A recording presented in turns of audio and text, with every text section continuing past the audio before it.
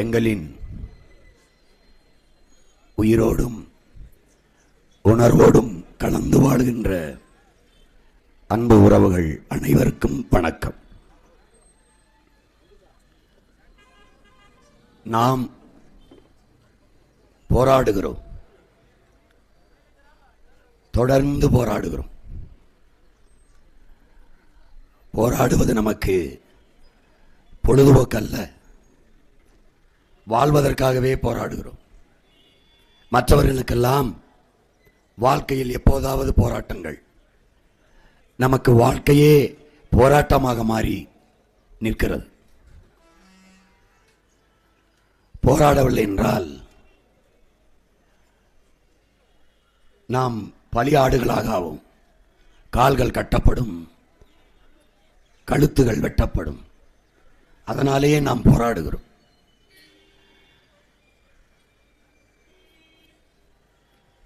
நீண்ட காலமாக நம்முடைய மண்ணில் நம் மக்கள் தூக்கி சுமந்து வந்த துயரங்களும் துன்பங்களும் சொல்லி வடிக்க முடியாது. எப்போதுமே என் அன்பு பெற்றோர்களே, என் அருமை உடன் பிறந்தார்களே, காப்பியங்களும் கட்டுரைகளும் கவிதைகளும் கதைகளும் மைகளால் எழுதப்படுகிறது. ஆனால் வரலாறு இரத்தத்திலும் கண்ணீரிலுமே எழுதப்படுகிறது. அப்படி நம்முடைய இன மக்களின் வரலாறும் இரத்தத்தாலும் கண்ணீராலும் எழுதப்பட்டதுதான். இங்கே வேளாண்மையில் பல பிரிவுகள், நீர் வேளாண்மை, நில வேளாண்மை, மலை வேளாண்மை என்று. அது நில வேளாண்மை நெல், கரும்பு, வாழை, தக்காளி, வெண்டைக்காய், கத்தரிக்காய், இப்படியே கம்பு, வரகு, சோளம், திணை. கடல் வேளாண்மை உங்களுக்கு தெரியும், மீன், நண்டு, எறா, சுறா எல்லாம். மலை வேளாண்மை முள்ளங்கி, கேரட்டு, பீட்ரூட்டு, கிழங்கு வகைகள், தேயிலை. அந்த தேயிலையில் சாறை எடுக்கும்போது, தேநீரை எடுக்கும்போது அந்த சார் சிவப்பாக இருக்க காரணம் என் மக்கள் சிந்திய இரத்தத்தில் தான் அது விளைகிறது. அதனால் அது சிவப்பாக அந்த நீர் இருக்கிறது. என் மக்களின் இரத்தத்தில் சிவந்தது தான் அந்த சிவப்பு. உங்களுக்கு தெரியும், இலங்கையில் மலையகத்தில் நம் மக்கள் வெள்ளைக்காரர் காலத்திலே தோட்ட தொழிலாளர்களாக அழைத்து செல்லப்பட்டு அங்கே பன்னெடுங்களாக காலமாக வாழ்ந்து வந்தார்கள். சிங்களர்கள் நமக்கு குடியுரிமை தராமல் பல லட்சக்கணக்கான மக்களை நாடற்றவர்களாக்கி சிறிமாவோ பண்டாரநாயக்கர் லால்புரி சாஸ்திரி ஒப்பந்தத்திலே இரவோடு இரவாக கொண்டு வந்து இந்த நிலத்திலே இறக்கிவிட்டு போனார்கள். அங்கே செய்த அதே தேயிலை தோட்ட தொழிலை இங்கே வந்து செய்ய தொடங்கினோம். ஆனால் வேலைக்கும் வருவாய்க்கும் உறுதியற்ற நிலையில் இன்னும் நமது மக்கள் வாடி வதங்கி கொண்டு அல்லாடி கொண்டிருக்கிறார். உங்களுக்கே தெரியும், இந்த நிலத்தில் நடந்த எண்ணற்ற போராட்டங்களுக்கு உங்களோடு ஒருவனாக உங்கள் மகன், உங்களுடன் பிறந்தவன் என்று போராடி இருக்கிறேன் என்பது உங்கள் நினைவில் இருக்கும். இங்கே நாடெங்கிலும் இருக்கிற கணக்கில்லாத, கணக்கிட முடியாத பிரச்சனைகள், அடிப்படை மனித வாழ்க்கைக்கு அடிப்படை தேவைன்னு இருக்கிறது. அதை கூட நிறைவேற்ற தராத அரசைத்தான் 60 ஆண்டுகளாக நாம் நிறுவிக்கொண்டே இருக்கிறோம் என்பதை அறிவார்ந்த பெருமக்கள் புரிந்து கொள்ள வேண்டும். எதது அடிப்படை? ஒரு மனிதனுக்கு உணவு, உடை, உறைவிடம். உண்ண உணவு, உடுக்க உடை, உறங்க இடம், வாழ்விடம். இது மூன்றும் அடிப்படை, ஒரு ஃபண்டமெண்டல் ரைட்ஸ். இது மூன்றையும் ஒரு அரசு கொடுக்க தவறிட்டால் அந்த சமூகம் குற்ற சமூகமாகத்தான் மாறும் என்று திரு குன்றக்குடி அடிகளார் என்கிற பெருந்தகை நமக்கு சொல்கிறார். ஆனால் இந்த அடிப்படையை நிறைவேற்றவில்லை. அதற்கு மேம்பட்ட வாழ்வு கல்விதான் சமூகத்தை ஒழுங்குபடுத்தும், மேம்படுத்தும், சீர்படுத்தும். கல்விதான் அனைத்தும். கல்வியில் இருந்துதான் எல்லாமே தொடங்குது. அப்ப ஒரு நாட்டின் செல்வத்திலே ஆகப்பெரும் செல்வம் அறிவு செல்வம் தான், கல்வி செல்வம் தான். அதை தனிப்பெரும் முதலாளிகளின் லாப குவியலுக்கான தொழிலாக மாற்றியது இந்த அரசுகள். இவர்கள் ஏற்றுக்கொண்ட பொருளாதார கொள்கை உலக வர்த்தக அமைப்பில் WTO என்ற வேர்ல்டு ட்ரேட் ஆர்கனைசேஷனில் இவர்கள் கையெழுத்திட்டு கடன் பெற்றதிலே என் அன்பு சொந்தங்களை அருமை உடன் பிறந்தார்களே, எது எது சேவை? கல்வி. எது எது சேவை? உயிரை காக்கும் மருத்துவம். எது எது சேவை? உலக உயிர்களின் உயிர் பாலாக இருக்கிற நீர். எது சேவை? மின் உற்பத்தி, பகிர்ந்தளிப்பு. பிறகு எது? சாலை போடுதல், பராமரித்தல், தரமான போக்குவரத்து நடத்துதல், சேவை. ஆனால் இதையெல்லாம் அந்த வர்த்தக அமைப்பிற்கு இவர்கள் ஏற்றுக்கொண்ட பொருளாதார கொள்கைக்கு, இவர்கள் பொருளாதார கொள்கை என்ன? தனியார் மயம், தாராளமயம், உலகமயம், பிரைவேட்டைசேஷன், லிபரலைசேஷன், குளோபலைசேஷன். இதிலே உலகம் சந்தையாகிறது. தனிப்பெரும் முதலாளிகளின் வேட்டை காடாக ஒவ்வொரு நாடும் ஆகிறது. நிலமும் வளமும் பெரும் முதலாளிகளின் வேட்டைக்காடாக மாறுகிறது. தாராளமயம், யாரும் வரலாம், எவ்வளவு வேணாலும் நீரை எடுக்கலாம், எவ்வளவு வேணாலும் மனித உழைப்பை சுரண்டலாம், எவ்வளவு வேணாலும் மின்சாரத்தை பயன்படுத்திக் கொள்ளலாம். தாராளமயம், தடையற்ற சந்தை. சந்தை பொருளாதாரத்தை ஏற்றுக்கொண்ட ஒரு நாட்டில் வாழ்கிற மக்களும் சந்தை பண்டம்தான். உள்நாட்டு வெளிநாட்டு முதலாளிகள் உற்பத்தி செய்கிற பொருட்களை வாங்கி நுகர்கிற மந்தைகளாக மக்கள் ஆக்கப்படுவார்கள், ஆக்கப்பட்டு விட்டார்கள். அதுதான். நீ கையில் வைத்திருக்கிற அலைபேசி உன்னது இல்லை, உன்னது இல்லை. சாம்சங் சைனாவோடது, ஐபோன் அமெரிக்காவோடது. அதில் இருக்கிற அட்டை அது உன்னோடது இல்லை, சிம் கார்டு உன்னோடது இல்லை, பெரும் முதலாளிகளோடது. நீ மூச்சு விடுவதை கூட அவன் கவனித்துக் கொண்டிருப்பான். எந்த தனி மனித நகர்வும் சுதந்திரமும் கிடையாது. தனி மனிதனுக்கு சுதந்திரம் என்பதே கிடையாது என்று நாட்டின் உயர்ந்த நீதியில் போய் சொல்லுகிறார். உயர்ந்த நீதி சொல்லுது, தனித்தனி மனிதனுக்கான சுதந்திரம் தான் ஒட்டுமொத்த நாட்டுக்கான சுதந்திரம் என்று தெரியாத பைத்தியங்களிடம் நாட்டை அதிகாரத்தை கொடுத்து விட்டு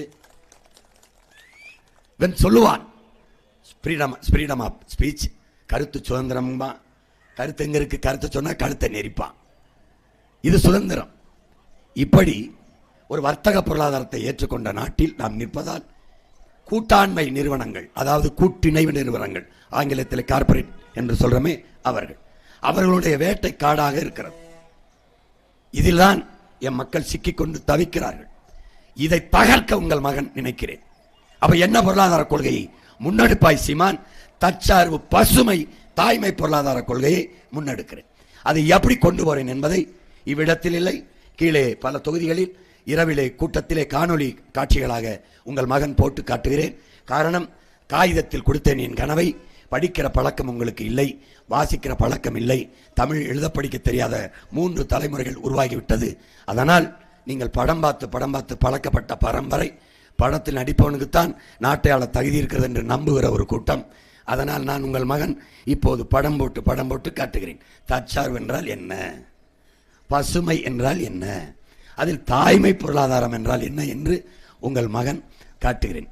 விவசாயத்தை, வேளாண்மையை முன்னிறுத்தி கட்டமைக்கப்படுகிற பொருளாதாரம் பசுமை பொருளாதாரம்.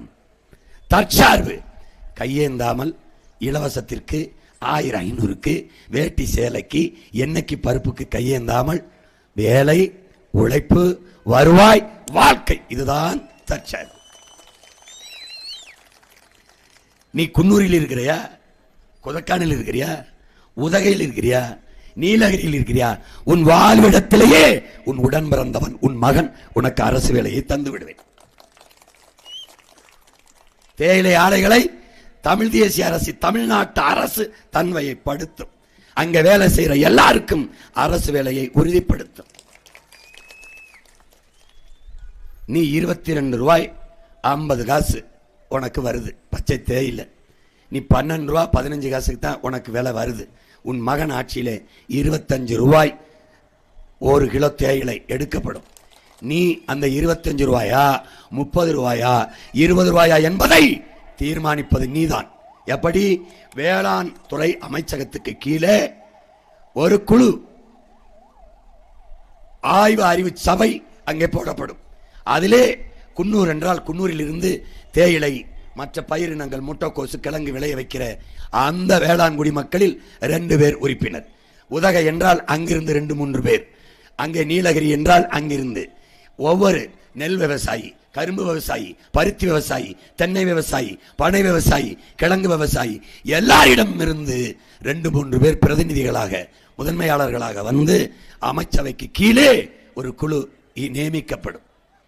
அவர்கள் அந்த அரசவை உறுப்பினர்களாக இருப்பார்கள். இந்த காலத்தில் ஒவ்வொரு பருவநிலைக்கும் தேயிலை கிலோ இவ்வளவுக்கு விற்கலாம் என்பதை அவர்கள் பரிந்துரைப்பார்கள். அரசு அதை செயல்படுத்தும். அதனால் விலையை நீயே தீர்மானிப்பாய். அதனால் இழப்பு என்பதும் நஷ்டம் என்பதும் இனி உன் வாழ்நாளில் இருக்காது. ஏன் இதை சொல்கிறேன்? நீ பட்ட துயரத்தை, நீ அனுபவித்த வேதனையை, நீ வடித்த கண்ணீரை உன் அருகில் இருந்து பார்த்த மகன் என்பதால் இந்த உறுதியை தருகிறேன். இவன் உன்னை ஏமாற்ற நினைக்கிறான், நான் இந்த நிலையில் இருந்து அதை மாற்ற நினைக்கிறேன். உனக்கு புரியுதுன்னு நினைக்கிறேன்.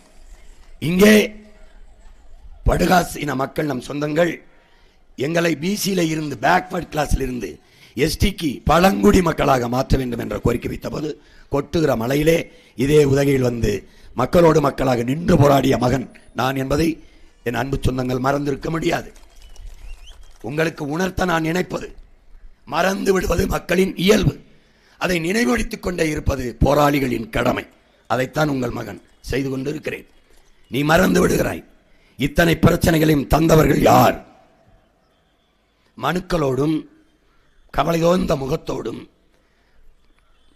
கண்ணீர் நிறைந்த வெளிகளோடும் காத்து நிற்கிறாயே, முறையிடுகிறாயே, கலங்குகிறாயே, கதறுகிறாயே. இத்தனை பிரச்சனைகளையும் நமக்குள் தந்தவர்கள் யார்? இதை நீ எண்ணி பார்க்கணும்.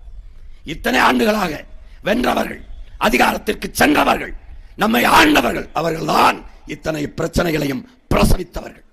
நமக்கு இந்த துயர் துன்பத்தை, இந்த போராட்டங்களை, இந்த பிரச்சனைகளை கையளித்தவர்கள் அவர்கள்தான்.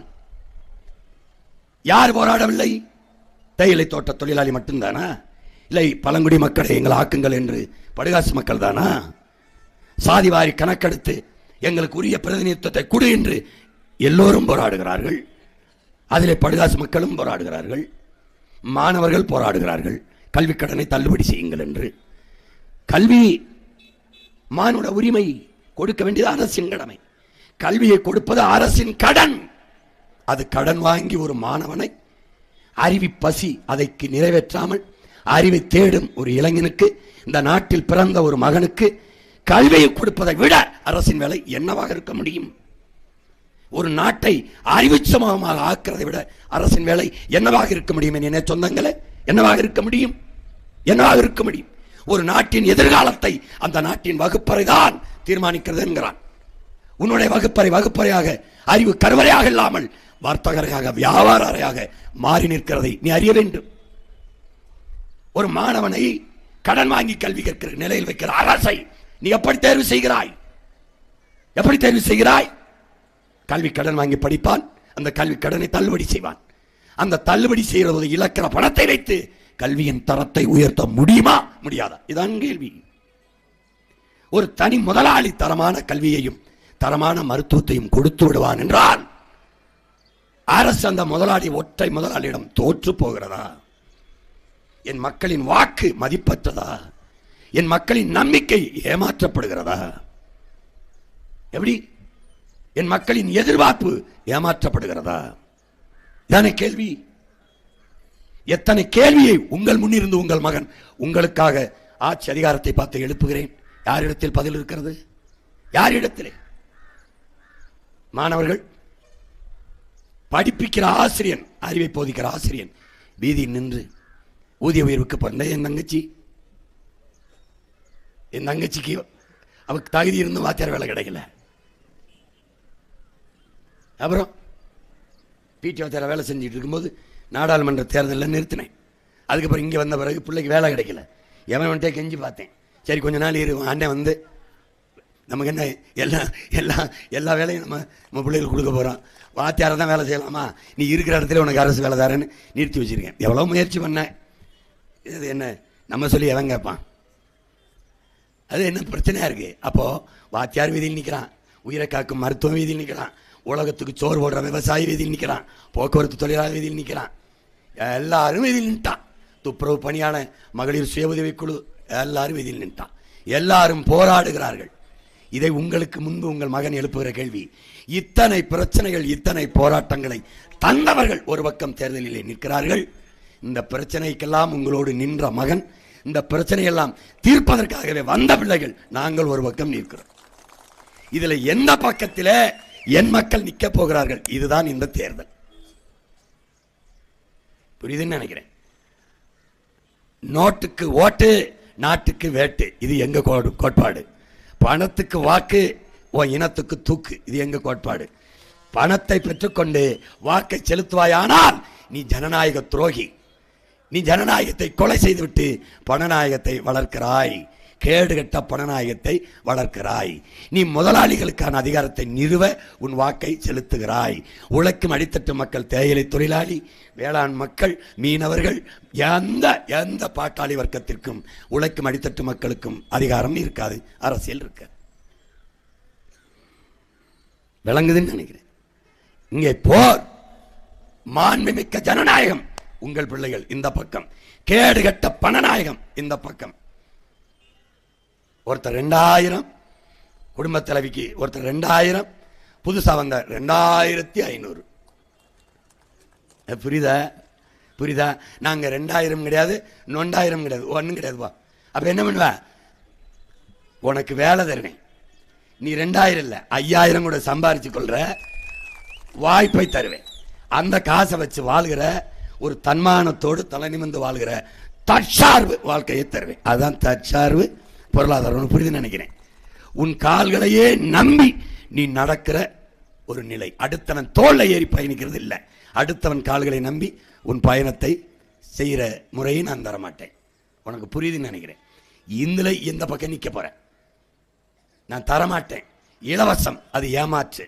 மக்களின் ஆசையை தூண்டி இலவசம் இலவசம் பேசி அவனை மயக்கி அவனுடைய வாக்கை பறிக்கிறது. என் தம்பி சீமான் சொன்னான்ல, 10 லட்சம் கோடி, அவன் 10 லட்சம் 10 லட்சம்ங்கிறான். 10 லட்சம் கோடி கடன், 10 லட்சம் கோடி. நம்ம ஐயா மட்டும் 5 லட்சம் கோடி வாங்கியிருக்காப்ல. எப்போ? 5 ஆண்டுல வருஷத்துக்கு 1 லட்சம் கோடி, 1 லட்சம் கோடி, 1,10,000 கோடி வாங்கியிருக்காப்ல. இப்போ இந்த பணத்தை வைத்து நிறைவேற்றிய திட்டம் என்ன? எந்த மக்களின் பிரச்சனை தீர்க்கப்பட்டிருக்கு? இல்ல கல்வி தரம் உயர்த்தப்பட்டிருக்கா? மருத்துவத்தின் தரம் உயர்த்தப்பட்டிருக்கா? 18,500 கோடியிலிருந்து 19,500 கோடி, 20,000 கோடி, 22,500 கோடி, இப்ப அப்படியே வளர்ந்து வருது. இப்போ 2025 22,500 கோடி ஆண்டு ஒன்றுக்கு மருத்துவத்துக்கு ஒதுக்குறாங்க. அப்போ பணம் அப்படியே உயர்ந்து கொண்டே வருது, மருத்துவ தரம் உயர்ந்து கொண்டே வருதா என்ற கேள்வியை இந்த நிலத்தை எவனும் எழுப்ப மாட்டான், உன் மகனை தவிர. ஏன்? உன்னுடைய குரல் தான் என் குரல். அவ்வளவு பிரச்சனை நீ எனக்கு கொடுத்துட்டதுனால அவர் தொண்டை நெசுங்குது பார். எவ்வளவு பிரச்சனை எடுத்து பேசுறது. 10 நாள் தான் கடந்திருக்கேன், இன்னும் 20 நாள் இருக்கு. எனக்கு இது அவசியம் இல்லை உனக்கு முன்னாடி இருந்து கத்தணும்னு. ஏன்? எனக்கு நீ ஓட்ட போட்ட 36 லட்சம் 8.22 8 விழுக்காடு வாக்கு, 6 புள்ளி கா வச்சிருக்கவனுக்கு கோடிக்கணக்கா பேரமும் சீட்டும் பேசுறான். எனக்கு எவ்வளவு பேசியிருப்பான் நீ யோசிச்சு பார்க்கணும். எப்படி பேசியிருப்பான்? காதலையே தேனை ஊத்துவான் லிட்டரா. 1000 கோடி பேச 2000 இல்ல 3000 காதலையே ஊத்துறத ஒரு சொட்டை இந்த நாக்கில் தொட்டு வைங்களேன்னு போயிட்டாங்க. புரியுதுன்னு நினைக்கிறேன். உனக்கு எத்தனை எத்தனை ஆசை கட்டியிருப்பான், எவ்வளவு பதவி ஆசை, எவ்வளவு பணத்தாசை. அப்ப நான் என்ன பண்ணுவேன்? எனக்கு வேண்டியது பதவி அல்ல, என் மக்களுக்கான உதவி. பணமா இனமா நிற்கும் போது நான் வந்தது பணத்திற்காக அல்ல, நான் பிறந்த மாண்புமிக்க தமிழன் என்கிற இனத்திற்காக. ஏன்? ஏன்? அப்படி நின்றவனின் மகன், அப்படி நின்றவர்களின் வாரிசு, கனவுகளை தந்துவிட்டு சென்றவர்களின் பிள்ளைகள் நாங்கள். நாங்கள் காசை தரவில்லை, ஆகப்பெரிய கனவை சுமந்து வருகிறோம். நாங்கள் கோடிகளை கொட்டவில்லை, உங்களுக்கு உயர்ந்த கொள்கையை கொண்டு வந்து நிற்கிறோம். ஏற்பதும் நிராகரிப்பதும் ஆதரிப்பதும் அரவணைப்பதும் உங்கள் கையில். ஓட்டு போடுவதும் போடாமல் போவதும் உங்கள் முடிவு. எது சரி எது தவறு அதை ஆய்ந்தறிந்து செய்யணும். அதான் அறிவு சமூகத்துக்கு அழகு. கற்றறிந்த சான்றோருக்கு பெருமை. அதுதான் ஒரு அறிவாளி என்றால், புத்திசாலி என்றால் அவன் சரியா செய்வான் எதையும். நீயே பொண்ணுக்கு மாப்பிள்ளை பார்த்தா நல்ல பையன், பையனுக்கு பொண்ணு பார்த்தா நல்ல பொண்ணு, சாப்பிட போனால் நல்ல சாப்பாடு, சட்டை எடுக்க போனால் நல்ல சட்டை, நகை வாங்க போனால் நல்ல நகை, தரமான நகை, கலப்படமில்லாத நகை, எல்லாத்தையும் தரம் பார்க்குற நீ, எல்லாத்தையும் சரியானதை தேர்வு செய்கிற நீ, எல்லாத்திலையும் நல்லதை தேடுற நீ, நாட்டை ஆளுகிறத மட்டும் நாய் நரி நாதாரி பைய தருதலை பயிலா தேர்வு செய்றீங்க. ஏன் தலைவனை எப்போது நீ தேர்வு செய்வாய்? எப்போது? அரசியல்வாதி அடுத்த தேர்தலை தான் சிந்திப்பான், தலைவன் மட்டும்தான் அடுத்த தலைமுறையை பற்றி சிந்திப்பான். அடுத்த தலைமுறை பற்றி சிந்திக்கிற தலைவன் கல்வியில் தான் தொடங்குவான். பசியற்ற சமூகம் படைக்க துடிப்பான். மருத்துவத்தின் தரத்தை உயர்த்தி தரமான மருத்துவத்தை என் மக்களுக்கு கிடைக்க செய்ய வேண்டும் என்று துடிப்பான். உலக உயிர்களின் உயிர் தேவையாக இருக்கிற நீரை விற்பதற்கு அனுமதி இல்லை. அது உலகில் வாழ்கிற பல கோடிக்கணக்கான உயிரினங்களின் தாய்ப்பால், உயிர்ப்பால். அது விற்பனை பண்டம் அல்ல, தடை. தூய நீரை எல்லா உயிர்களுக்கும் கிடைக்க செய்வதும் என் குடிகளுக்கு தூய நீரை கிடைக்க செய்வதும் தான் அரசின் பணி என்று எண்ணுவான். கல்வியை கொடுப்பான், கல்விக்கேற்ற வேலையை கொடுப்பான், அதற்கேற்ற சம்பளத்தை கொடுப்பான், அதை வைத்து வாழ்கிற பெருமை மிக்க வாழ்க்கையை கொடுப்பான். இந்த கனவு எவனுக்கு இருக்கிறது என்று வார். படித்தவன் படிக்காதவன் அனைவருக்கும் அரசு வேலை எவன் கொடுப்பான் என்று வார். எப்படியே படிக்காதவனுக்கு அரசு வேலை கொடுப்ப? தேயிலை தோட்டத்தில் தேயிலை பறித்ததுக்கு நாட்டினுடைய எஜுகேஷன் தேவையில்லை, படிப்பு தேவையில்லை. ஆனால் எத்தனை நான் பறித்திருக்கேன் எண்ணி வைக்க எஜுகேஷன் தேவைப்படுது, படிப்பு தேவைப்படுது. ஒரே இடத்தில் படித்தவன் படிக்காதவன் இருவருக்கும் அரசு வேலை கொடுக்கிறேன். கணக்கில்லாத வேலை உனக்கு தர்றேன். உதகை முழுமைக்கு மாட்டு பண்ண போடுறேன், ஆட்டு பண்ண போடுறேன்.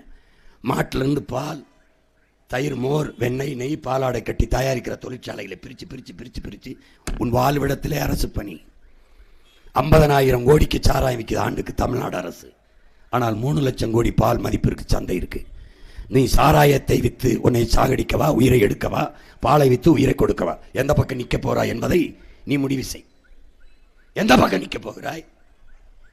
3 பேர் இப்படி திரிசூலமா வாரான். நான் என் பாட்டனுடைய வேலை தூக்கி வேலாயுதமா வாரேன்.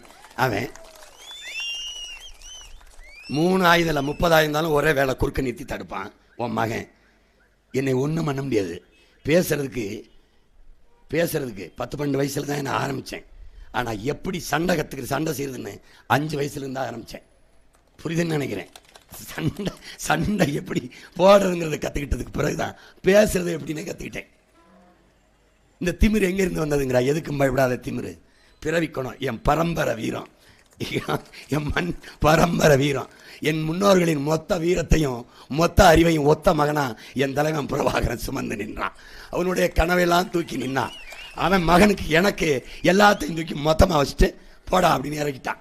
இப்போ நான் மொத்தமாக சுமக்க முடியாமல் என் பிள்ளைகளுக்கு 1/2 கிலோ 1/4 கிலோ பிரித்து பிரித்து கொடுக்குறேன். தூக்கி ஆடுறா அப்படின்னு. ஒன்றுந்தவர் என்னை தவிர்க்கவே முடியாது. ஏன்னா உன் பிரச்சனைக்கு தீர்வு உன் மகன் கையில் தான் இருக்கு, ஒருத்தண்டே இல்லை. என்ன பிரச்சனையை தந்தவன் எப்படா தீர்ப்பேன்? எப்படி தீர்ப்பேன்? அதனால பன்னெடுங்காலமாக நீ சுமந்திருக்கிற பசியை போக்க வந்த உணவு உன் மகன்தான். பிடிச்சிக்க, என்னை கெட்டியா பிடிச்சிக்க. தேயிலை தோட்டமா வேலை, பால் பண்ணையா வேலை, நீ தயாரிக்கிற கிழங்கு விளைவிக்கிறியா, உரிய விலையை கொடுத்தா அரசே கொள்முதல் செய்யும். இந்த நிலத்தில் விளையிற அங்காடிக்கு பேரு குறிஞ்சி அங்காடி என்று யார் வைப்பா? அரசே வச்சிடும். அப்ப ஊட்டி கொடைக்கானல்ல கேரட்டு, முள்ளங்கி, பீட்ரூட்லாம் விளையுது, அதனால அங்கே விலை குறைவு. விளையாத ராமநாதபுரம் ஜீவங்க அந்த பகுதியில் விலை அதிகம். அது கிடையாது. நாடங்களும் சேலமாக இருந்தாலும் அது எங்கே இருந்தாலும் ஒரே விலை தான். யார் முடிவு பண்ணுவா? விவசாயி. இந்த வாட்டி கேரட்டு கிலோ 50 ரூபாய்க்கு விற்கலாம் அப்படின்னு அவங்க பரிந்துரை சொன்ன வேளாண் துறை அமைச்சர் கையெழுத்து போட்டு செயல்படுத்திடுவாங்க. கரும்பு ஒரு தட்டை 20 ரூபாய்க்கு விற்கலாம் அப்படின்னா அதுதான் வேளாண் குடிமகனுக்கு இழப்பை ஏற்படுத்தாதுன்னு பரிந்துரைச்சா அரசு கையெழுத்திட்டு செயல்படுத்திடும். அப்போ ஏன் இதை மகன் செய்கிறேன்னு பாரு. ஒரு வேளாண் குடிமகன் ஏழையா இருந்தா அந்த நாடு ஏழையா தான் கணக்கிடப்படும். ஒரு நாட்டில் ஒரு விவசாயி வளர்கிறான் என்றால் அந்த நாடு வளர்கிறது, பசியற்ற சமூகமாக அங்கே அந்த நாடு இருக்குது என்று பொருள். ஒரு நாட்டில் ஒரு வேளாண் குடிமகன் வாழ முடியாமல் சாகிறான் என்றால் அந்த நாடு இல்லை, சுடுகாடு என்று பொருள். பசி பஞ்சம் நிறைந்த நாடு என்று பொருள். உனக்கு புரியுதுன்னு நினைக்கிறேன். வேளாண் குடிமகன் வேளாண் கடனை தள்ளுபடி செய்கிறேன் என்று அரசு சொல்லுது. உன் மகன் கேட்கிற, ஏன் வேளாண் குடிமகன் விவசாயி கடனாளி ஆகிறான்? இந்த கேள்விதான் நீங்க எல்லாரும் எழுப்பாக்கணும். ஏன் கடனாளி ஆகிறான்? உங்களுக்கு முன்னாடி நான் கேட்கிறேன். சாராயம் காட்சி விற்கிறான்ல, டாஸ்மார்க் சரக்கு, அவன் பல லட்சக்கணக்கான கோடிக்கு அதிபராக இருக்கான். சிகரெட்டு உயிரை கெடுக்கும், அதை விற்கிறவன் கடனாளி ஆகலை. பான்பராக்கு உனக்கு புற்றுநோய் வர வச்சு கொல்லும், அவன் கோடீஸ்வரனா இருக்கான், செல்வந்தனா இருக்கான், அவன் கடனாளி ஆகலை. இந்த சுருட்டு புயல அவன் ஆகலை. சிறக்கிற பிளேட்டு கத்தி செய்கிறான்ல, பிளேட்டு கத்தி, அவன் கடனாளியால. அவனும் குண்டூசி தயாரிக்கிறான்ல, அவனும் காரு செருப்பு எல்லாரும் பணக்காரனா இருக்கான், கடனாளி ஆகலை. ஏன்? அவன் தயாரிக்கிற பொருளுக்கு விலைய அவனே முடிவு செய்கிறான். ஆனா விவசாயி விளைய வைக்கிற தேயிலைக்கோ அல்லது கிழங்குக்கோ கேரட்டுக்கோ முள்ளங்கிக்கோ தக்காளிக்கோ கத்தரிக்காய்க்கோ அரிசிக்கோ பருப்புக்கோ கரும்புக்கோ வாழைக்கோ தென்னைக்கோ அவன் விலையை தீர்மானிக்க முடியல. இதனால் விவசாயி இழப்பை சந்திக்கிறான், அவன் ஏழையாகிறான், கடனாளி ஆகிறான், வாழ முடியாது சாகிறான். உலகத்தில் ஒரே ஒரு இடத்தில் உன் மகன் இடைத்தரகர் என்ற நிலையை இல்லாது ஒழித்து உழைப்பாளி வேளாண் குடிமகனுக்கும் அரசும் நேரடி சந்தை. எது யார் தீர்மானிப்பா? வேளாண் அமைச்சகத்துக்கு கீழே இருக்கிற அறிவுசார் ஆய்வு அவை இருக்கே, அது சொல்லும். என்ன சொல்லும்? இந்த ஆண்டு விளைச்சல் இப்படி இருக்குது, இவ்வளவுதான் கிடைச்சிருக்குது, அப்ப நாடங்களும் பரவலா நம்ம மக்களுக்கு உணவுப் பொருள் கிடைக்கணும்னா இவ்வளவு விலையை வச்சு நம்ம கொடுத்துடலாம் சொல்லிட்டா, பரிந்துரைச்சிட்டா செயல்படுத்திடும். இப்போ வேளாண்மை பெருவெள்ளத்தில் சேதம் ஆயிருச்சு. இழப்பீடு அரசா குத்துமதிப்பு அறிவிப்பதில்லை. அந்த வேளாண் குடிமக்கள் நியாயமாக ஆய்வு செய்து ஒரு ஏக்கருக்கு 20,000 கொடுக்கலாம் அல்லது 1,00,000 கொடுக்கலாம் என்று பரிந்துரைத்தால் அதை அரசு அப்படியே செயல்படுத்தும். எந்த வேளாண் குடிமகளையும் இழப்பையோ வறுமையோ சந்திக்க விடாது. ஏன்? உழவுக்கும் தொழிலுக்கும் வந்தனை செய்வோம். பாரதி பாடுறான், உழுதுண்டு வாழ்வாரை வாழ்வார் மற்றெல்லாம் தொழுதுண்டு பின் செல்பவர், சுழன்றும் ஏற்பின்னது உலகம், அதனால் உழந்தும் உழவே தலைங்கிறார்.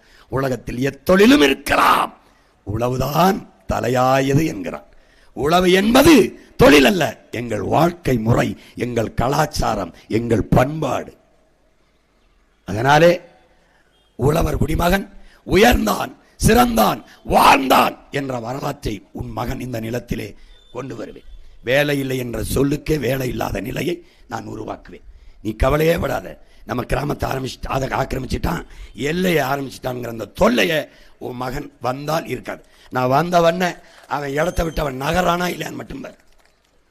நான் தான் பல முறை சொல்றேனே, அந்த முதலமைச்சர் நாற்காலியில் உன் பிள்ளை உட்கார வை, என் மீனவனை கடலை தொட்டான்னா அடுத்த நாள் கையெழுத்து போட்டு கீழே இந்த பதவிக்கு நாட் ஃபிட்டுன்னு நான் இறங்கிறேன் தொட சொல்லு பார்ப்போம். அவனுக்கு தெரியுமாடா உட்காரவன் யார் மகன்னு? அவனுக்கு தெரியும். நான் இந்த மாதிரி உன்னை ஏமாத்துறதுனா எனக்கு ரொம்ப பெருசு இல்லை. உன்னை ஏமாத்துறது எளிது, மக்களை ஏமாத்துவது எளிது. மக்கள் ஏமாந்து கொண்டிருக்கிறார்கள் என்று உணர்த்துவது மிக மிக கடினம்னு மார்க் ட்வைன் ஒரு அறிஞன் சொல்றான். உன்னை ஏமாத்துறது எனக்கு ரொம்ப எளிது. அவர் என்ன அவர் என்ன ஃப்ரிட்ஜா கொடுக்குறாப்புல, இவர் ஐயா டோக்கன் 8,000 கொடுக்குறாப்புல, நான் வீட்டுக்கு கூட ஒரு ஹெலிகாப்டர் தாரேன், அதுக்கு பறந்து போறதுக்கு எரிபொருளும் தாரேன், அப்புறம் நிறுத்துறதுக்கு மொட்டை மாடியில ஒரு இடம் தாரேன், பெண்களுக்கு 1000 கொடுக்குறாங்க, தாலிக்கு 1 தங்கமா, ஒவ்வொரு பெண்ணுக்கும் ஒவ்வொரு கிலோ தங்கம் தாரேன், அது கல்யாண பெண்ணா 1 கிலோ வைரம் தாரேன். கேட்க எப்படி இருக்கு? நீ கைதட்டி சிரிக்கிற மாதிரி இருக்குல்ல, ஆனா அவன் சொல்லும்போது ஏன்டா நீ சிரிக்கல? எப்படா டேய், ஏன்டா என்னடா ஆச்சு உங்களுக்கு? மனநலம் பாதிக்கப்பட்டு போயிட்டீங்களாடா? டேய் ஃப்ரிட்ஜை கொடுப்பாருடா ஐயா எடப்பாடி பழனிசாமி நம்ம ஐயா, ஃப்ரிட்ஜுக்குள்ளே என்னடா வைப்பா சொல்கிறா? இந்த என் தங்கச்சி எல்லாம் இருக்குது, எதடா வைப்பிய? காய்கறியா? அதை யார் கொடுப்பா? அதை நம்ம விவசாயி தான் கொடுக்கணும், என் ஆத்தாளப்ப தான் கொடுக்கணும். கேரட்டு முள்ளங்கி பீட்ரூட்டு அதை இருந்தால் என் தம்பி தங்கச்சியை தான் கொடுக்கணும், இங்கே இருக்கிற எந்தக்காரன் தான் கொடுக்கணும். மிக்சியில் எதை போட்டு அரைப்ப? மிளகா மல்லி மஞ்சள், அதை யார் கொடுப்பா? இந்த பையன் தான், இந்த கலப்பையோட நிற்கிறான், இவன் தான் கொடுக்கணும். அப்புறம் கிரைண்டர் எதை போட்டு கிரைண்ட் பண்ணுவேன்? எதை போட்டு அரைப்பேன்? இந்த கொடுத்தவன் மண்டையை போட்டு அரைப்பிய? அரிசி பருப்பு உளுந்து போடுவேன், அதை யார் கொடுப்பா? அவன் தான். இப்ப தெரியுதா? இது எல்லாத்தையும் விட ஆக சிறந்தவன் விவசாயி. அப்படி புரியுதா? விசில் ஒருத்த உதயசூரியன் பல வருஷமா போட்ட, அவர் வீட்டில் விடிஞ்சது, நாட்டில் இருட்டாயிருச்சு.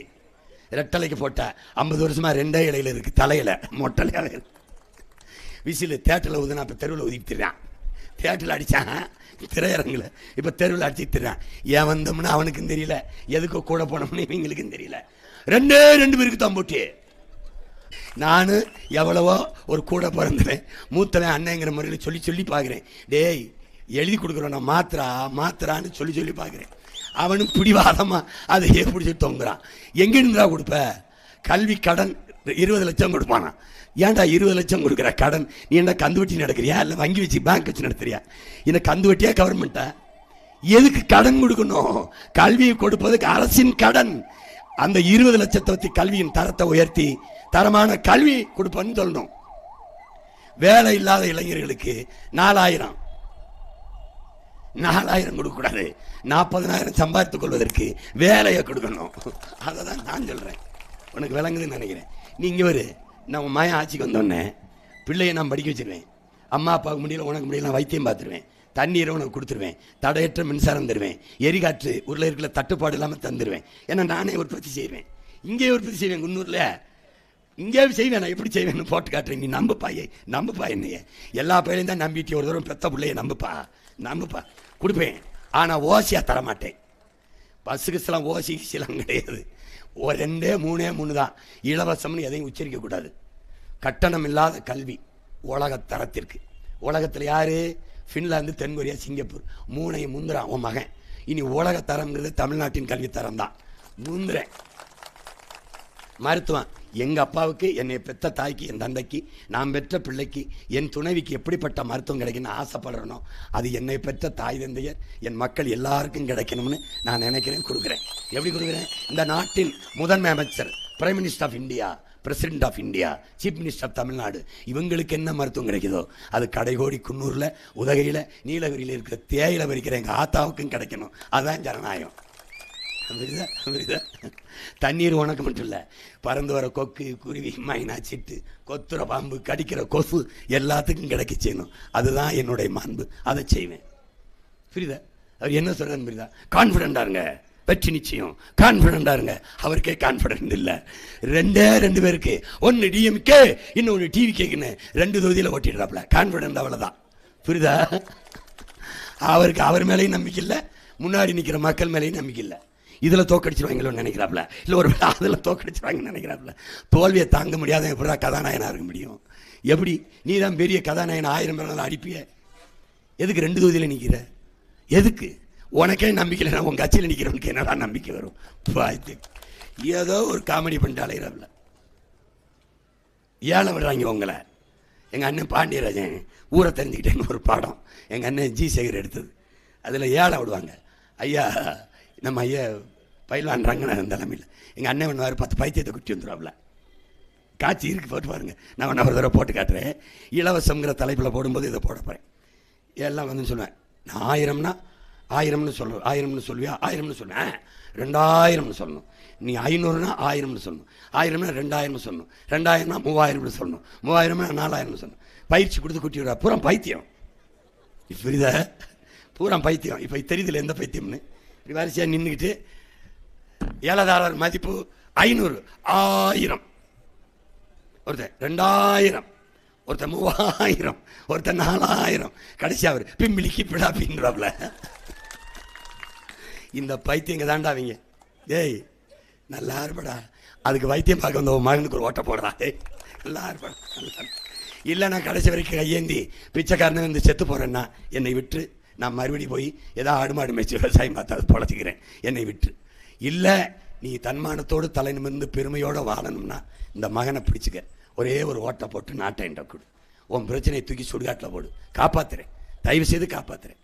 நீ என்ன ஷெட்யூல் ட்ரைப்ஸில் சேர்க்கணும், அவ்வளோதானே. நான் உன்னோட நின்று போராடினவன் மறப்பனவன் தம்பி அண்டே டே அதான் உன்னோட நின்று போராடினடா.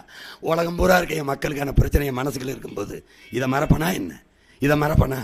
டேய், மக்களின் பிரச்சனையே ஒரு தலைவன் என்பவன் குறிக்கோளோடு பேசணும், குறிப்புகளோடு பேசக்கூடாது.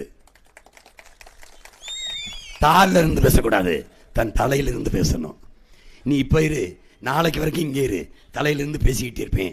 உன் காயத்தை என் இதயத்திலிருந்து எடுத்து பேசிக்கிட்டே இருப்பேன். அவன் யாரையாவது பார்க்காம படிக்காம பேசுறான். கழக ஆட்சியிலே நம்ம மகளிருக்கு 1000 ரூபா கொடுத்தோம், இப்போ 2000 கொடுக்குறோம். எங்கள் ஐயா நாம வங்கி கணக்கில் 10,000 போடுறோம். இவரு நாம 2,800 கொடுக்கிறோம். நம்மால்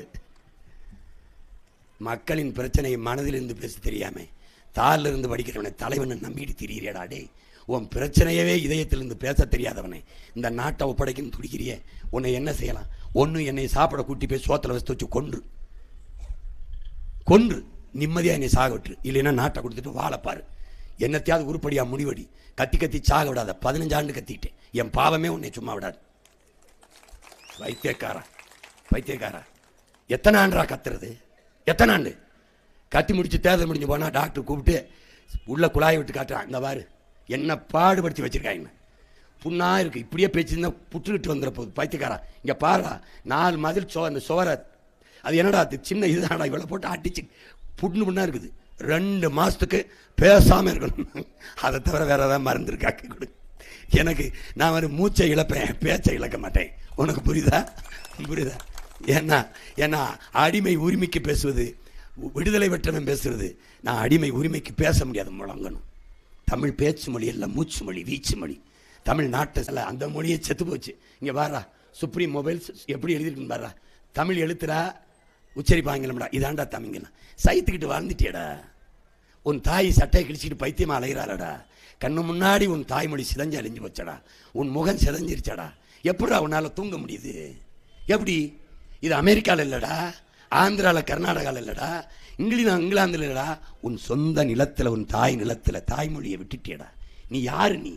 அங்கே பாரு வெரைட்டி ஹால். அப்படியே தமிழ்ல வெரைட்டி ஹால் தமிழ் எழுத்துறா உச்சரிப்பாங்களா? அது போனா போதுன்னு சின்னதா இருக்குடா, பெருசா ஆங்கிலத்தில் இருக்குடா. இங்கிலாந்து நாட்டில் நீ வாழ்றாய்டா, உனக்கு தெரியணும்னு கொஞ்சம் தமிழ் எழுதிருக்கடா. ஏன் நம்ம எல்லாருமே மொத்தமா சேர்ந்து கூடி தீ குளிச்சு சாகக்கூடாது? ஏன் சாகக்கூடாது?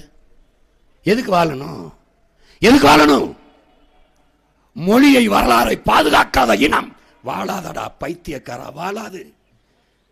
மொழியை பாதுகாத்த இனம் கடுகளவு இருந்தாலும் மலையளவு உயர்ந்து வாழும். மொழியை அழியவிட்ட இனம் மலையளவு இருந்தாலும் கடுகளவு சிறுத்து வீழும். இதான் வரலாறு. இறைமகன் இயேசு பேசிய மொழியே இல்லடா, செத்துருச்சுற. மூத்த மொழிகளில் ஒன்று தமிழ். கிரேக்கம் அழிஞ்சிருச்சு. தமிழ் விரைவில் அழிகிற மொழியில் இருக்குடா. உன் ஆதி மொழியடா தமிழ். இயற்கையில் தோன்றிய மொழியடா.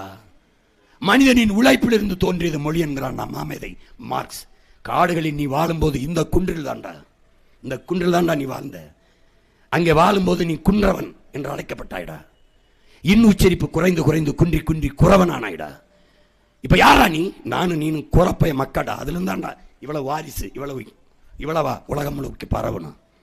குன்றில் பைத்தியக்காரா, முன்னந்தோன்றிய நிலத்தில் முகிழ்த்தவர், மூத்த தமிழ் மொழி குணர்வில் மூத்தவர், தென்னன் பாண்டியன் குமரி குடிமையர், திசையெல்லாம் பரந்துலகை அடர்ந்தவர், இன்னரும் இயலிசை நாடகம் யாத்தவர், எண்டிசை வாய்மையால் ஆண்டவர், இந்திய நாவலன் தேயத்து இறைமையர். என்ன வியப்படா இவர்கள் தமிழர்கள். வான்முகில் மலையிடை வாழ்க்கை தொடங்கியவர். எங்க சொல்றான்? வான்முகில் மலையிடை வாழ்க்கை தொடங்கியவர், வளர்ந்தரு குறிஞ்சியில் காதலை உணர்ந்தவர். முதல்ல காதலை உணர்ந்தவர், தேனுமில் முல்லை மருதம் நெய்தலை தீர ஆய்ந்து நல் இல்லறம் வகுத்தவர், காந்தரு பொருளையும் கலனியும் கண்டவர். வயல பறவை கண்டுபிடிச்சாங்க. கடலின் பரப்பையும் கடந்தயல் சென்றவர். என் தம்பி தெரியுமா? இவர்கள் தமிழர்கள். ஆயினும் என்ன, இன்று இவர்கள் அடிமைகள்னு முடிக்கிறான். நம்ம தாத்தன் பாவலரேறு பெருஞ்சித்தினர். இழந்துட்டியடா, சொந்த மொழியை இழந்துட்டியடா. தாய்மொழியை மறந்த இனம், இழந்த இனம் வாழ்ந்ததாக எங்கடா செய்தி இருக்கு? எங்கடா இருக்கு? வைத்தியக்கார, உன் மகன்கிட்ட கூட 6 மாசத்துல ஒரு வணிக நிறுவனத்தில் என் தாய்மொழியில பேரல் என்ன பேரல் நானே பணத்தை போட்டு எழுதிடுவேன். அப்புறம் எவ்வளவு செலவு பண்ணதை கொடுத்து மாசம் மாசம் கட்டிடுவேன். முடியாதுன்னு என்ன பண்ணுவேன்? உரிமத்தை ரத்து சேர்ந்து பூட்டிட்டு போட்டு போயிட்டே இருப்பேன். தமிழன் காசு வேணும், தமிழ் வேணாமா? என்ன எங்களை பார்த்தா பைத்தியக்கார பையன் நினைச்சிருக்கியா? தமிழ் மீட்சி உற வேண்டும். தமிழ் மீட்சி தான் தமிழர் எழுச்சி. தமிழ் மீட்சி வர வேண்டும், தமிழர் எழுச்சி வர வேண்டும் என்றால் தமிழர் ஆட்சி வர வேண்டும். எந்த தமிழன்? எவன் தமிழுக்கும் தமிழனுக்கும் உயிராக நிற்பானோ அந்த தமிழனின் ஆட்சி வர வேண்டும். இந்த கூட்டத்தில் எவனாவது ஒருவன் உன் மொழி என்றோ, உன் இனம் என்றோ, உன் நிலம் என்றோ, உன் வளம் என்றோ, என் மக்கள் என்றோ, அவர்களின் நலம் என்றோ எவனாவது ஒருவன் உச்சரித்துவிட்டால் எனக்கு போடாதா ஓட்ட, எனக்கு போடாதா அவனா உச்சரிக்கிறான பாருடா. என் காடு, என் மலை, என் அருவி, என் ஆறு, என் கடல், என் காற்று எவனா சொல்றானடா? சொல்றானா? பிறகு பைத்தியக்கார. இவர் மலையோட வச்சுக்கிறாரு, காட்டோட வச்சுக்கிறாரு, மாட்டோட வச்சு, அதெல்லாம் இல்லாம நீ வாழ முடியாதரா பைத்தியக்காரா. பைத்தியக்காரா. நிலம், நீர், தீ, விசும்பு, காற்று, விசும்பு, வலி, காற்று, விசும்பு, ஆகாயம், இது ஐந்தும் கலந்த மயக்கம் தான் உலகம். உன் மூத்தவன் தொல்காப்பியன் சொல்றானடா. நீர், நிலம், காற்று, தீ, ஆகாயம், இதுதான்டா உலகம். இதை பஞ்சபூதம்ங்கிறான்டா. நாம ஐம்பெரும் ஆற்றல்ங்கிறோம்டா. அது இல்லாம நீ இல்லைன்னா இல்லை உலகத்திலேயே உயிரும் இல்லடா பைத்தியக்காரா. செத்து போயிடுவாயிடா, நீ செத்து போயிடுவ. மரலினா எப்படி? நீ இல்லாம மரம் வாழும்டா, மரம் இல்லாம நீ வாழ முடியாது பைத்தியக்காரா. எந்த உயிரும் வாழ முடியாது. ஏன்? ஏன்? நாம நற்காற்றை சுவாசிச்சுட்டு நச்சு காற்றை வெளியிடுவோம். மரமும் செடியும் கொடியும் நச்சு காற்றை சுவாசிச்சுட்டு நற்காற்றை வெளியிடும். அதாவது கார்பன் டை ஆக்சைடை சுவாசிச்சுட்டு ஆக்சிஜனை வெளியிடும். நீ ஆக்சிஜனை சுவாசிச்சுட்டு கார்பன் டை ஆக்சைடை வெளியிடுவ. எல்லா உயிரும் அப்படிதான், மரம் செடி கொடிகளை தவிர. அதுல நீ வாழ முடியாது தம்பி. உன் உயிர் காற்று, உன் மூச்சு உன்னிடத்தில் இல்லை, என்னிடத்தில் இல்லை. மரத்திடத்தில் இருக்கடா பைத்தியக்காரா. மரத்திடத்தில் இருக்கு. மரம் மரம் இல்லடா, நம்ம உயிரடா. உயிரடா கிறுக்கா, கிறுக்கா. அதனாலதான்டா அவன் மகன் மரம் மண்ணின் மரம் வளர்ப்பதே மனிதாரம்னு பல கோடி பணத்திட்டம், 10 ஆண்டு பசங்க திட்டம்னு கத்திட்டு வாரேன். நீ நல்லா இருக்கணும்னா எனக்கு ஓட்ட போடு, இல்லைன்னா எவனுக்கு ஓட்ட போட்டு என்னை ஓட்ட போடு. இதே மாதிரி உயிரில் தெம்பு இருக்கிற கத்திட்டு செத்து போறேன். போ, எப்படியோ போ, போய் தொலை. எல்லாத்தையும் மாற்றணும்னு நினைக்கிறேன். உனக்கு என்ன ஷெட்யூல் ட்ரைப்ஸில் சேர்க்கணும், உன் மகன் சேர்க்கிறேன். எல்லாரையும் உனக்கு இல்லை, எல்லாரையும் என்றேன், கணக்கெடுக்கிறேன். நீ என்னவாவிரு, உன் குடிகளின் எண்ணிக்கைக்கேற்ப உரிய பிரதிநிதித்துவத்தை கொடுக்கிறேன். நான் எடுத்து கொடுக்க மாட்டேன், எண்ணி தான் கொடுப்பேன். அள்ளி கொடுக்க மாட்டேன், அளந்து தான் கொடுப்பேன். அவனுக்கு உள்ளது. 10 பேர் இருக்க வீட்டுக்கு 100 பேர் சாப்பாடு அனுப்ப மாட்டேன். 100 பேர் இருக்கிற வீட்டுக்கு 10 சாப்பாடு அனுப்ப மாட்டேன். அவனுக்கு 100, இவனுக்கு 10, இவனுக்கு 5, அவனுக்கு 2, அவனுக்கு என்ன இருக்கும் அவனுக்கு. உனக்கு ஏற்ற கல்வி, உனக்கு ஏற்ற வேலை எல்லாத்துக்கும் கொடுத்துறேன். சாதி பற்றி மதம் பற்றி சிந்திக்க ஒரு நொடி நேரம் உனக்கு தரமாட்டேன். படிக்கணும், விளையாடணும், உடலை உறுதி செய்யணும், ஆரோக்கியமாக இருக்கணும், நல்ல உணவு தருவேன், பால் முட்டை எல்லாம் தருவேன். சாப்பிடணும், உடலை உறுதி செய்யணும், உழைக்கணும். எங்கே நிலம் இருக்கு போ, எங்கே வளம் இருக்கு போ. உனக்கு வேலை இல்லைன்னு சொல்லக்கூடாது. நீ குன்னூர்ல இருந்து உதவிக்கே போக வேண்டிய தேவையில்லை, இங்கே தரேன். உதவியிலிருந்து குன்னூருக்கு வர வேண்டியதில்லை, அங்கே வேலை தரேன். நீலகிரியிலிருந்து வேற எங்கேயும் போகாத உன் நிலத்திலே தரேன். தரேன்னா தருவேன். வெற்றி பேச்சு பேச வீண் பேச்சு பேசுகிற மகன் இல்லை நான் சத்தியத்தின் மகன். சத்தியமாகவே வாழ்ந்து செத்த மகத்தான மகன் பிரபாகரனின் மகன் நான். இந்த வேலையெல்லாம் வச்சுக்கிறாத. நீ சொன்னா செய்வேன், சொன்னாச்சு. இதை விடலாம் உனக்கு உறுதி தர முடியாது. எனக்கு உயிர்ப்பால் ஊட்டிய என் தாய், எனக்கு அறிவிப்பால் ஊட்டிய என் தாய் தமிழ், எனக்கு என் உயிருக்கு மேலாக நான் நேசித்து நிற்கிற என் தலைவன் பிரபாகரன் மீது உறுதி சொல்றேன். நான் செய்வேன், சொன்னா செய்வேன். நான் ஓட நடக்க தெம்பு இல்லடா, இப்ப கொடுத்துரு. அப்புறம் சக்கர வண்டியில் வர்ற காலத்தில் எனக்கு கொடுக்காத. அதுக்கு இல்லைன்னா என்னை சாப்பிடவான்னு கூப்பிட்டு சோத்துல வச்சு கொண்டு ஒழுங்கா சிந்திச்சு வேலை செய். சும்மா 1000 500 மானத்தை விற்காதரா, மானத்தை விற்காதரா, மானத்தை விற்காதரா. தமிழன் யார் தெரியுமாடா? யாரு? உழைச்சு வாங்கின நிலத்தடமனை வைப்பாயிடா, பாடுபட்டு கட்டின வீட்டை வைப்பாயிடா, ஆட்டை வைப்பாயிடா, மாட்டை வைப்பாயிடா, பண தென்னை வைப்பாயிடா, எல்லாத்தையும் அடமான வைப்பாயிடா, நேசிச்சு கட்டி வந்த பொண்டாட்டி தாலியை கூட அடமான வைப்பாயிடா. ஆனால் ஒரு மானத்தமிழன் தன் தன்மானத்தை அடமான வைக்க மாட்டான்டா. உன் தன்மானத்தை விற்கிறியடா. இந்த நாடு கொடுத்துருக்க உனக்கு கடைசி உரிமைடா, வலிமை மிக்க கருவிடா வாக்கு. ஆனால் அம்பேத்கரை படிக்கிறியா? உனக்கு வெறும் பேர் தானாடா, சிலதானா? படிக்க மாட்டியா? வர கேட்க மாட்டியா என்ன சொல்றாருன்னு? மதிப்பு மிக்க நம் உரிமைகளை சில ரொட்டி துண்டுகளுக்காக விற்பது அவமானகரமானதுங்கிறார். நம்ம தாத்தா தெய்வ திருமகன் முத்துராமலிங்க என்னடா சொல்றாரு? வாக்குக்கு காசு கொடுக்கிறவன் பாவிங்கிறார். யாரு இந்த பாவி? பாவிக்கு தாண்டா நீ பதவியை கொடுத்துக்கிட்டே இருக்க. அந்த காசை வாங்கி கொண்டு வாக்கு செலுத்துகிறவன் தேச துரோகிங்கிறவன். நீங்களாம் தேச துரோகிகளா இல்லையா? ஆமாவா இல்லையா? நோட்டை வாங்கிட்டு ஓட்ட வைக்கிற, அவன் இந்த நோட்டை வாங்கிட்டு அந்த ஓட்டை வாங்கிட்டு நாட்டை வைக்கிறான். இதானடா 60 வருஷமா நடக்குது. இதானே உன் மேல அக்கறை இருக்கிறேன். ஏன்டா எதையும் கொடுத்து ஏமாத்த நினைக்கணும்? ஏன் அவன் ஏமாத்த நினைக்கிறான்? உன் பிள்ளை இதை மாத்தணும்னு நினைக்கிறேன். நான் கையேந்தினா பிச்சைன்னு சிரிக்கிறேன் சீமா கையேந்திரேன் பிச்சைக்கார பையன். நம்ம எல்லாரும் சேர்ந்து கையேந்தினா அது எப்படா பிச்சை இல்லாமல் இலவசமாயிருது? எப்படி கொடுக்கும்போது வாங்கடா, காசை வாங்கடா, அன்னை வச்சுக்கிறீங்கன்னே வாங்குறேன், எதுக்குன்னு எனக்கு காசு கொடுக்குறீங்க? ஓட்டுக்கானே. சரிண்ணே, நீங்கள் எங்களுக்கு சேவை செய்யத்தான் தேர்தலில் நிற்கிறீங்களானே? ஆமா தம்பிச்சி, ஆமா தம்பி. அப்படி அண்ணே எங்களுக்கு சேவை செய்ய என்ன காசு கொடுக்குறீங்க? எங்களுக்கு சேவை செய்ய வர நீங்கள் காசு எதுக்குன்னு கொடுக்குறீங்க? அப்போ நீங்கள் காசு கொடுக்குற இடத்துல சேவை செத்து உங்கள் லாப தேவை வந்துடுதானே? 30 கோடி முதலீடு செய்ய அப்படின்னா சும்மா எங்கள் 30 கோடி செலவு பண்ணி எங்களுக்கு சேவை செய்ய வருவீங்களா இல்லை 300 கோடி சம்பாதிக்க வருவீங்களான்னே? இதை கேட்டினாடா எனக்கு இருக்கிற கோவம் உனக்கு வந்துருச்சு. நீ விழிப்புணர்வு பெற்றுட்டாய், புரட்சிகர சிந்தனை உனக்குள்ள வந்துருச்சுடா, மாற்றத்திற்கான எண்ணம் பிறந்துருச்சு. இலவசம் கொடுக்குறிய, இலவசத்தில் இழக்கிற பணத்தை எங்கிருந்து எடுக்கிறிய? எங்களுக்கு கொடுக்கும்போது காசு இல்லாமல் கொடுக்குறிய. நீங்கள் இந்த கடையில் வாங்கும்போது காசு இல்லாமல் வாங்கினீங்களான்னு கேளு. காசு கொடுத்தானே வாங்குறீங்க, அந்த காசை எங்கிருந்து எடுத்த, எப்படி கொடுத்தாங்க கேளு, பதில் இருக்காது. இதை கேட்க தொடங்கிட்டினா நீ வென்றுட்டாடா, நீ வென்றுட்ட. உனக்கு நான் தேவைப்பட மாட்டேன், நீ வென்றுவ. அதனால இங்கே நடக்கிற நீலகிரி மாவட்டத்தில் நடக்கிற இந்த 3 சட்டமன்ற தொகுதி என் பிள்ளைகள் அவர்களை தாண்டி வேற ஏதாவது கட்சி வேட்பாளராக நிறுத்தியிருந்தா சொல்லு. இங்கே குன்னூர் சட்டமன்ற தொகுதியில் இளநிலை கணினி பயன்பாடு கற்ற என் அன்பு தங்கை தீனு அவர்களுக்கு நீ விவசாய சின்னத்திலே வாக்கு செலுத்து.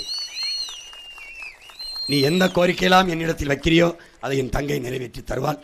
இது உறுதி உறுதி உறுதி. நான் தேவையில்லை, என் பிள்ளையே நிறைவேற்றிடுவான். தீனுக்கு வாக்கு செலுத்தி நீ விவசாய சின்னத்தில் வெற்றி பெற செய். அடுத்ததாக முனைவர் ரகுபதி பீமன் என் அன்பு தம்பி உதகை சட்டமன்ற தொகுதியிலே போட்டியிடுகிற என் அன்பு தம்பி, அவருக்கு நீ விவசாய சின்னத்திலே வாக்கு செலுத்தி வெற்றி பெற செய். என் பிள்ளைகளை வெற்றி பெற செய்ய நான் வர வேண்டிய தேவையில்லை. எல்லா பிரச்சனைக்கும் அவர்களே தீர்வு காண்பார்கள். அவ்வளவு அறிவும் ஆற்றலும் என் பிள்ளைகளுக்கு கொடுத்து தான் நிறுத்தியிருக்கு. எதுக்கு தேர்தலுக்கு வந்தோம், எதுக்கு கட்சிக்கு வந்தோம் எதுவுமே தெரியாமல் தற்கொலையோ விசிலடிக்கிற வழிகளோ இல்லை. உலகத்தை விவர இனத்திற்கு எதிராக நிற்கிற துரோகிகளை எதிரிகளையும் துரத்தி அடிக்கிற வீரங்க என் பிள்ளைங்க. ரகுபதி பீமன் அவர்களுக்கு விவசாய சின்னத்திலே. அடுத்ததாக கூடலூர் சட்டமன்ற தொகுதியிலே போட்டியிடுகிற என் ஆறுயிர் இளவன் இளங்கலை கணினி தொழில்நுட்பம் படித்த என் அன்பு தம்பி கார்த்திக் அவர்களுக்கு விவசாய சின்னத்திலே வாக்கு செலுத்தி வெற்றி பெற செய்யுங்கள். எங்களின் வெற்றி மக்களே உறுதியாக நம்புங்கள், சத்தியமாக நம்புங்கள். உங்களின் வெற்றி கண்ணாடியில் போய் பாருங்க, எங்க மூஞ்சியும் பாருங்க, ஒரே மாதிரி இருக்கும். உங்களிடம் உங்களுக்காக வந்த பிள்ளை. எங்க வெற்றி உங்கள் வெற்றி. நாம் தமிழருங்கிறது கட்சி இல்லை, நம்ம இனத்தின் அடையாளம். அதனால உன் இனத்தின் வெற்றி, தாழ்ந்து வீழ்ந்து கிடக்கிற உரிமை இழந்து கிடக்கிற தமிழ் சமூகத்தின் வெற்றி. திமுக வெல்வது, அதிமுக வெல்வது, காங்கிரஸ் வெல்வது, பாரதிய ஜனதா வெல்வதெல்லாம் ஒரு வழக்கமான ஒரு நிகழ்வு, ஒரு சம்பவம். ஆனால் உங்கள் பிள்ளைகள் நாங்கள் வெல்வது வரலாற்றில் மாபெரும் புரட்சி, சரித்திரத்தில் போற்றத்தக்க சாதனை. அதனால் உங்கள் மதிப்புமிக்க வாக்கை உங்கள் பிள்ளைகள் எங்களுக்கு செலுத்தி வெற்றி பெற செய்யுங்கள். விவசாய சின்னத்திற்கு வாக்களிப்போம். வருங்கால தலைமுறை பிள்ளைகளுக்கு வாக்களிப்போம். புரட்சி எப்போதும் வெல்லும்.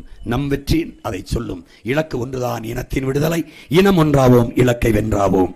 தமிழ்தாய் வாழ்க, தலைவர் பிரபாகரன் வாழ்க. நாம் தமிழர்.